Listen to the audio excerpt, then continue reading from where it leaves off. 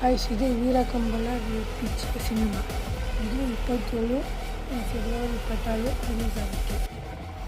ಇದರಲ್ಲಿ ಒಂದು ವಿಶೇಷ ಏನಂದರೆ ವೀರೇಂದ್ರ ಹೆಗಡೆ ಅವರು ವಿಶೇಷ ಪಾತ್ರದಲ್ಲಿ ಕಾಣಿಸ್ಕೊಂಡವ್ರಂತೆ. ಆಮೇಲೆ ಇದ್ರ ಹೀರೋ ಆದಿತ್ಯ, ಹೀರೋಯಿನ್ನು ರಾಧಿಕಾ ನಾರಾಯಣ್. ಆಮೇಲೆ ಅದೇ ವೀರೇಂದ್ರ ಹೆಗಡೆ ಈ ಸಿನಿಮಾದಲ್ಲಿ ಕಾಣಿಸ್ಕೊಂಡಿರೋದು ಇದೇ ವಿಶೇಷ. ಈ ಸಿನಿಮಾ ಇದಕ್ಕೋಸ್ಕರನಾರ ಓಡ್ಬೋದು.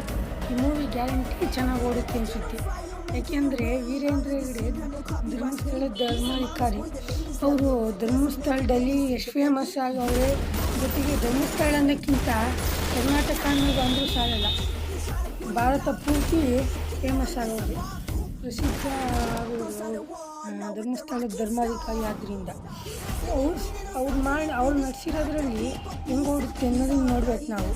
ವೀರೇಂದ್ರ ಹೆಗಡೆ ನೀವು ಧರ್ಮಸ್ಥಳದವರಾಗಿದ್ದರೆ, ಕರ್ನಾಟಕದವರಾಗಿದ್ದರೆ, ಮಂಜುನಾಥ ಸ್ವಾಮಿ ಮೇಲೆ ನಿಮಗೆ ಭಕ್ತಿ ಇದ್ದರೆ ವೀರೇಂದ್ರ ಹೆಗಡೆ ಅವರು ಯಾವ ಥರ ಪಾಠ ಮಾಡೋರೆ ಅನ್ನೋದನ್ನು ನೋಡೋಕ್ಕೋಸ್ಕರ ನೀವು ಈ ಮೂವಿ ನೋಡಿ.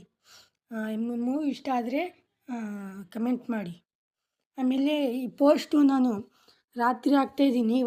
ಇವತ್ತೇ ರಿಲೀಸ್ ಆಗೋಗಿದೆ ಬೆಳಗ್ಗೆ. ಇವಾಗ ಹಾಕ್ತಾಯಿದ್ದೀನಿ. ಯಾರು ನೋಡಿ ಬಂದಿದ್ದೀರಾ ಮೊದಲೇ ಫಸ್ಟ್ ಡೇನೇ ಅವರು ಕಮೆಂಟ್ ಮಾಡಿ ಹೆಂಗಿದೆ ಅಂತ ಇದನ್ನು. ಮತ್ತು ನನ್ನ ಚಾನಲ್ ಸಬ್ಸ್ಕ್ರೈಬ್ ಮಾಡ್ಕೊಳ್ಳಿ, ಫಾಲೋ ಮಾಡ್ಕೊಳ್ಳಿ. ಪೋಸ್ಟ್ ಇಷ್ಟ ಆದರೆ ಲೈಕ್ ಕೊಡಿ.